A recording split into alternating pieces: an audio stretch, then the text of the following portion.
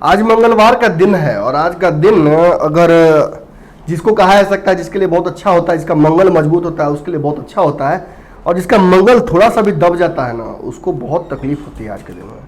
मेरा भी मंगल थोड़ा दबा हुआ है, वैसे ज्योतिष कहते हैं, लेकिन सबसे ज़्यादा मुझे तकलीफ लग रही है कि आज राजद का मंगल कुछ ज़्यादा ही दबा हुआ लग रहा है।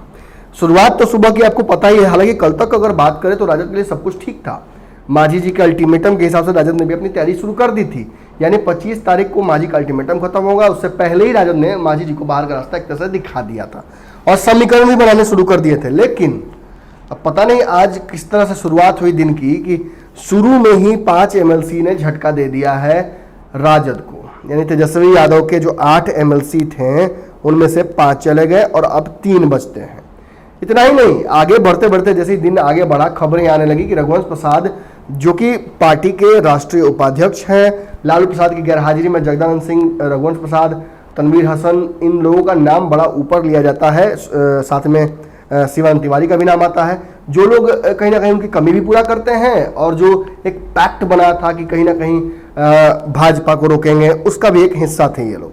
समाजवाद का कहा था कि बिहार के जनक हैं ये लोग। लेकिन खबर ये आई कि रघुवंश प्रसाद जो कि एम्स में भर्ती है पटना में और कोरोना उनको हो चुका है, बहुत उनकी तकलीफ उनको हो रही है, हालत खराब है, लेकिन इस दौरान भी राजनीतिक व्यक्ति हैं, विचारधारा से बड़े प्रेरित होते हैं, अपने लगातार रहते हैं।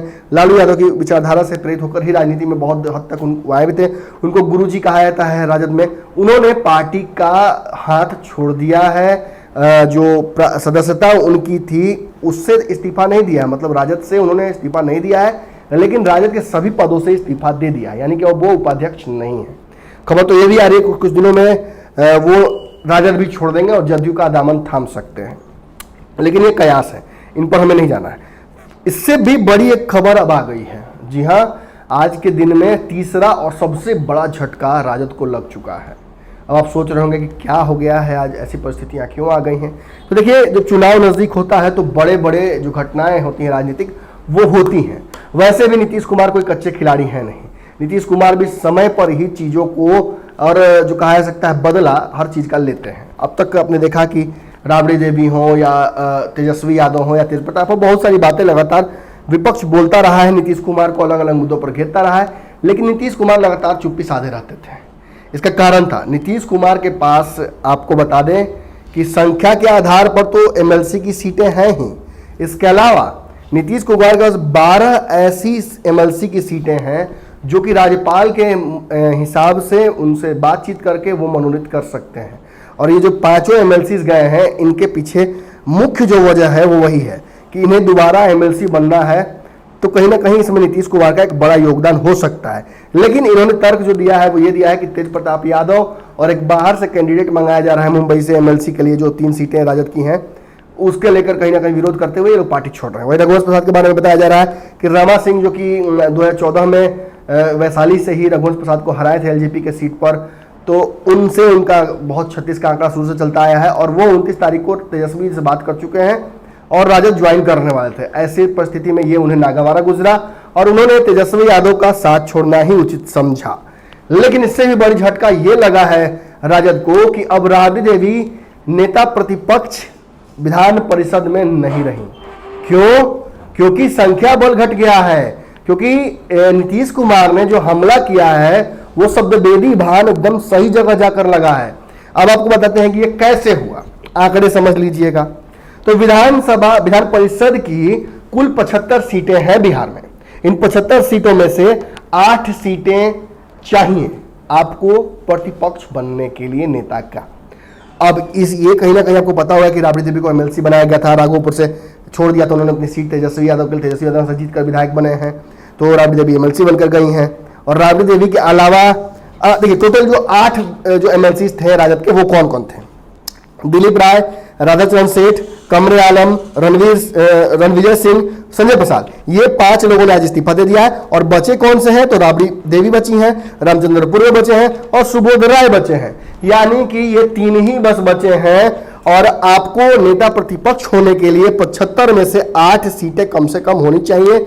और यहाँ पर जो घटाव नहीं चलता है, यानी कि कांग्रेस और हम और बाकी पार्टियों का सहयोग आप नहीं ले सकते हैं। हालांकि कांग्रेस के पास भी बस 2 ही MLC की सीटें हैं, प्रेमचंद मिश्रा हैं और एक और व्यक्ति हैं। तो उनके अलावा अगर हम जोड़ घटाव करते हैं तो देखते हैं कि 2 सीटें अदर्स के पास है, एलजेपी और हम के पास 1-1 सीटें हैं एमएलसी की। लेकिन अब अगर राजद की बात करें तो बस 3 ही सीटें बची हैं और 8 सीटें चाहिए आपको नेता प्रतिपक्ष बनने के लिए। ऐसे में जो एमएलसी चुनाव हो रहे हैं, आप कहिए कि उसमें सीटें बढ़ सकती हैं। तो देखिए क्या होगा, अगर राजद चाहती है 3 सीटें उसकी बढ़ जाएंगी आने वाले चुनाव में एमएलसी के, जो बहुत जल्दी होने वाले हैं। तो अगर फिलहाल जो 3 सीटें हैं प्लस 3 अगर हम करते हैं तो 6 होता है। और अगर एक जो कांग्रेस के कोटे की सीट है उसे भी जोड़ते हैं तो बस 1 ही होता है। हालांकि कांग्रेस अपनी सीट छोड़ेगी नहीं, लेकिन अगर कांग्रेस की सीट पर भी राजद अपना प्रत्याशी दे तो 7 ऐसी सीटें हो सकती हैं, लेकिन इससे ज्यादा नहीं हो सकता है। तो राबड़ी देवी का तो नेता प्रतिपक्ष बनना अब इम्पॉसिबल है और उन्हें इस्तीफा देना पड़ेगा। और ये एक बड़ा झटका कहीं ना कहीं राजद के लिए हो सकता है, क्योंकि अब तक आपको पता है कि लालू प्रसाद यादव जो उन पर चार्जेस लगे थे उनकी वजह से उनकी राजनीति खत्म हो चुकी है। अब जिस तरह से ये घटनाएं हुई हैं, एक तरह से राबड़ी देवी की भी राजनीति जो विपक्ष के नेता के तौर पर है वो भी समाप्त हो गई है। और आने वाले समय में ऐसी परिस्थितियां चुनाव तक तो नजर नहीं आ रही हैं कि जिनमें राजद नेता प्रतिपक्ष भी अपना विधान परिषद में बना पाएगा, क्योंकि जो 12 सीटें हैं, आप समझिए इधर से इन परिस्थितियों को, जो 12 सीटें हैं उन्हें सीधे सीएम अपना बात करके राज्यपाल से वो मनोनीत करेंगे। जिन 9 सीटों पर चुनाव होना है इनमें से 3 ही सीट राजद को संख्या बल के आधार पर अलॉट हो पा रही है। लेकिन एक संभावना है, अभी भी एक संभावना है, और वो संभावना कहाँ है ये भी आप समझ लीजिए। बहुत जल्दी से आप कहते हैं कि मैं खबरें जो देता हूँ बड़ी बड़ी खबरें हो जाती हैं, उसका कारण है मैं बस खबरें नहीं देता हूँ, मैं आने वाले समय में क्या समीकरण बन सकते हैं और क्या वो बातें हैं जो कि आपको नहीं बता रही है अलग अलग मीडिया हाउसेस, वो मैं बताता हूँ। तो समझ लीजिए कि राजद आखिर फिर से राबड़ी देवी को नेता प्रतिपक्ष कैसे बना पाएगा विधान परिषद में। 3 कोटे की टोटल सीटें हैं एमएलसी की, एक जो 12 नीतीश कुमार के हाथ में है, एक 9 सीटें जिनमें से 3 ही संख्या के आधार पर राजद को मिल पा रही हैं, लेकिन 8 सीटें और हैं। ये 8 सीटें कौन सी हैं ये भी समझ लीजिए, आपको शुरू से बताते आ रहे हैं लेकिन एक आज भी बता देते हैं। 4 स्नातक कोटे की हैं और 4 शिक्षक कोटे की हैं। स्नातक कोटा जिसमें नीरज कुमार मंत्री हैं एमएलसी, और शिक्षक कोटा जिससे मदन मोहन झा कांग्रेस के जो अध्यक्ष हैं वो है एमएलसी। और आपको बता दें कि एमएलसी का चुनाव शिक्षक कोटे से और स्नातक कोटे से लड़ने के लिए 2 पहलवान तैयार हो गए हैं आरजेडी की तरफ से भी, जिसमें एक संजय गांधी का नाम आ रहा है जो कि कुछ दिन पहले तक नीतीश कुमार जी के साथ थे, वो भी चुनाव लड़ रहे हैं, और 1-2 लोग चुनाव लड़ रहे हैं। तो अगर इन लोगों को जीत हासिल होती है तब तो राबड़ी देवी फिर से बन जाएंगी नेता प्रतिपक्ष, वरना ये जो नेता प्रतिपक्ष का कुर्सी है ये भी खतरे में आ गया है। और ये सब क्यों हुआ है? क्योंकि रघुवंश बाबू भी पार्टी छोड़ रहे हैं, हालांकि वो एमएलसी नहीं है, लेकिन ये 5 जो एमएलसी हैं, दिलीप राय हो, राधाचरण सेठ हो, कमरे आलम हो, रणविजय सिंह हो, संजय प्रसाद हो, इन्हीं लोगों की वजह से ये हो रहा है। कुछ लोग तो ये भी अब कहना शुरू कर चुके हैं कि ये राजद जो करती है इसकी वजह से झेलना पड़ रहा है।